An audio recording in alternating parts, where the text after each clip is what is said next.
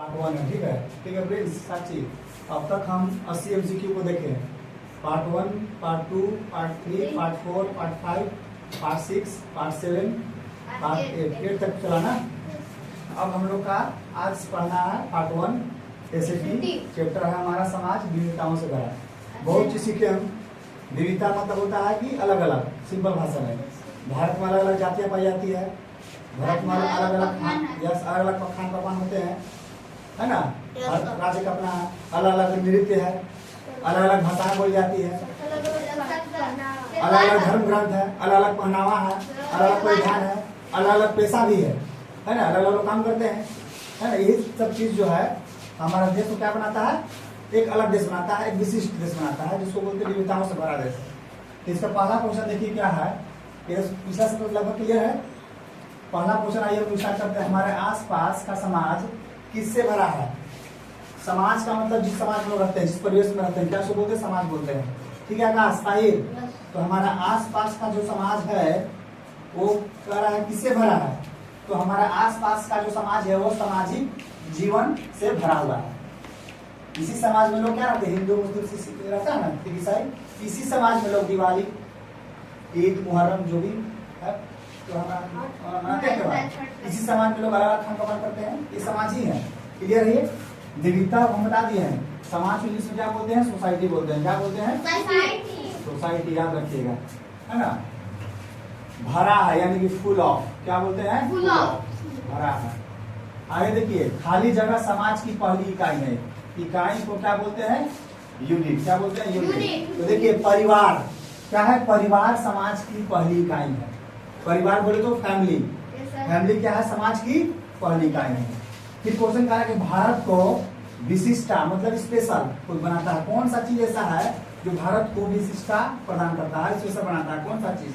तो देखिए भारत में से तो बहुत सारी चीजें जिसको स्पेशल बनाता है, लेकिन भारत को स्पेशल जो बनाता है यहाँ पे, यहाँ का भौगोलिक, यहाँ का आर्थिक, यहाँ का सामाजिक, राजनीतिक और सांस्कृतिक विविधताएं पूरे विश्व में भारत को क्या करता है, विशिष्टता प्रदान करता है। समझ गया। विशिष्टता मतलब स्पेशल, स्पेशलिटी। भारत ऐसा देश है जहाँ पर क्या है कि सब लोग सब धर्म के लोग रहते हैं। भारत एक ऐसा देश है जहाँ पर हर नागरिक को अधिकार है वोट देने का। और भी देश में है लोकतंत्र, लेकिन भारत जैसा लोकतंत्र कहीं नहीं है। भारत ऐसा देश है जहाँ पर क्या है, समरसता है, सामाजिक समरसता है। लोग भाईचारे के साथ रहते हैं। लोग अलग अलग प्रकार का त्योहार मनाते हैं, अलग अलग प्रकार का खान पकवान बनाते हैं, है ना। एक भारत ऐसा देश है और विश्व में कहीं नहीं मिलेगा। इतना भिन्नता वाला देश, इतना विविधताओं से भरा वाला देश और कहीं आपको नहीं मिलेगा। तो भारत का जो भौगोलिक रचना भी है और इसका सामाजिक, सांस्कृतिक और राजनीतिक समरसता जो है, जो इसको विश्व भर में क्या बनाता है, सबसे अलग बनाता है। आगे देखिए, इस्लाम किसमें विभक्त है। इस्लाम क्या धर्म है। हमें भी पढ़ चुके थे कि हिंदू का धार्मिक ग्रंथ क्या, भगवद गीता है, रामायण है, महाभारत है। हमने भी पढ़ा कि इस्लाम का धार्मिक ग्रंथ क्या है, कुरान शरीफ है। हमें भी पढ़े थे सिख का धार्मिक ग्रंथ क्या था, गुरु ग्रंथ साहिब। हम ये भी पढ़े थे कि ईसाई का धार्मिक ग्रंथ क्या है, बाइबल, है ना। बहुत सारा धार्मिक ग्रंथ हम लोग पढ़ चुके हैं। तो क्वेश्चन का है कि इस्लाम जो है किसमें विभक्त है। देखो हर जात हर धर्म में रहता है कुछ ना कुछ ट्रेडिशनल, है ना, अलग। इस्लाम जो है शिया और सुन्नी में क्या विभक्त है। क्लियर है। आगे देखिए, सिख किसमें विभक्त है। तो सिख जो है वो नामधारी और निरंकारी पंथ में विभक्त है। अलग अलग है वो इस्लामी, लेकिन उसमें ही बटा हुआ, कोई शिया है तो कोई सुन्नी है। वो है वो सिख, लेकिन सिख में ही बटा हुआ है। क्या है वो, या तो निरंकारी है या तो फिर नामधारी है। उसी प्रकार जैन किसमें विभक्त है। तो जैन दिगंबर और पीताम्बर में विभक्त है। जैन ही है लेकिन उसका दो भाग है। दो जैन में दो प्रकार के लोग हैं, एक दिगंबर, एक नीलांबर और एक दिगंबर। दिगंबर नहीं, दिगंबर और पीताम्बर। दिगंबर और श्वेतांबर उसको बोलेंगे जी। क्या बोलेंगे, दिगंबर और श्वेतांबर। क्लियर है। जैन में कौन कौन, दिगंबर और श्वेतांबर। और सिख में कौन, नामधारी और निरंकारी। और इस्लाम में क्या है, शिया और सुन्नी। और हिंदू का पढ़ा दिए थे। हिंदुओं में क्या है, हिंदुओं में शैव, शाक्त और वैष्णव बहुत बड़ा संख्या में है। हिंदुओं में क्या, शैव, शाक्त और वैष्णव में बटा हुआ है लोग। इस्लाम में शिया और सुन्नी। जैन में कौन कौन, क्या बताया, दिगंबर और श्वेतांबर। ठीक है, क्लियर हो गया मेरा। आगे देखिए क्वेश्चन नंबर 7। उन 22 भाषाओं का नाम लिखे जिन्हें संविधान की 8वीं अनुसूची में मान्यता प्रदान की गई है। उन 22 भाषा का नाम लिखना है। उस 22 भाषा में मुख्य जो 22 भाषा है, देखिए 22 भाषा का नाम पढ़ दे रहे हैं आप लोग, होमवर्क बना कर लाइएगा, हम बताते हैं। उस 22 भाषा में क्या, असमिया, बांग्ला, बोडो, डोगरी, गुजराती, हिंदी, कन्नड़, कश्मीरी, कोंकणी, मैथिली, मलयालम, मणिपुरी, मराठी, नेपाली, उड़िया, पंजाबी, संस्कृत, संथाली, सिंधी, तमिल, तेलुगु और उर्दू। ठीक है भाई, समझ रहा है? ये 22 भाषा है जो ये पढ़े।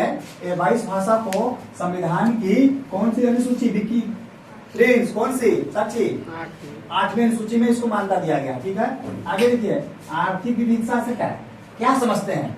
आर्थिक विविधता मतलब जो ऐसा काम जो हम क्या करते हैं, पैसा दे, जिससे क्या मेरे जीविका चले। तो आर्थिक विविधता का मतलब होता है कि लोग क्या करते हैं, विभिन्न प्रकार की आर्थिक क्रिया करते हैं। जैसे क्या, पशुपालन, मत्स्य पालन, खनन, ये सब क्या आर्थिक क्रिया है ना। कृषि भी करता है लोग। आगे देखिए, भारत की एक बड़ी आबादी किस तरह अपना जीवन यापन करते हैं। देखिए, ये सबको जानता है कि भारत एक गाँव का देश है। भारत क्या है, गांव का देश है, और भारत एक कृषि प्रधान देश है। यहाँ का एक बड़ा आबादी जो है ना, वो कृषि करके अपना जीवन यापन करता है। कैसे यापन करता है जीवन यापन? कृषि करके, खेती पर, सिंपल भाषा में। आगे देखिए, कृषि के अलावा यहाँ कौन कौन से लोग का पेशा करते हैं बताएं, अभी तुरंत बताएं। कृषि के अलावा यहाँ क्या करते हैं, बहुत सारा पशुपालन, मत्स्य पालन, मुर्गी पालन, खनन और बहुत सारा रोजगार यहाँ करते हैं। इसलिए अपने जीवन को जीने के लिए, जीवन यापन करने के लिए। पेशा को अंग्रेजी में क्या बोलते हैं, ऑक्यूपेशन बोलते हैं। क्या बोलते हैं, ऑक्यूपेशन बोलते हैं, याद रखिएगा। आगे देखिए, कौन सी लड़ाई हमें एक सूत्र में बांधने का काम किया है? कौन सी लड़ाई? तो देखो, आजादी की लड़ाई। कौन सी लड़ाई? आजादी की लड़ाई ने हमें एक सूत्र में बांधने का काम किया है। आज विश्व के प्राय प्रिंस में क्या बोलते हैं, ऑफेन। क्या बोलेंगे, ऑफेन। ठीक है फ्रेंड्स, आज विश्व के प्राय सभी देश क्या अपनाने के लिए ललायित हैं? देखिए, आज विश्व के बहुत सारे जो देश हैं वो क्या है, लड़ाई किस लिए है? भाईचारा, प्रेम, शांति और अहिंसा जैसे मूल्यों को अपनाने के लिए क्या है, ललायित है ना। जिस प्रकार हमारा देश चलता है ना, हमारे देश में क्या हर चीज है, भाईचारा है, सौहार्द है, हर चीज है, एक ही समाज में लोग मिल चुका रहता है। तो प्राय विश्व का भी दोस्त चाहता है कि हमारे देश में भी ऐसा ही समाज हो, जहाँ पर क्या है, लोग एक दूसरे से मिलकर रहे, भाईचारे के साथ रहे, सामाजिक समरसता बना रहे। यही देश जो है विश्व का प्राय देश लोग चाहता है, ललायित है। ठीक है बीपी।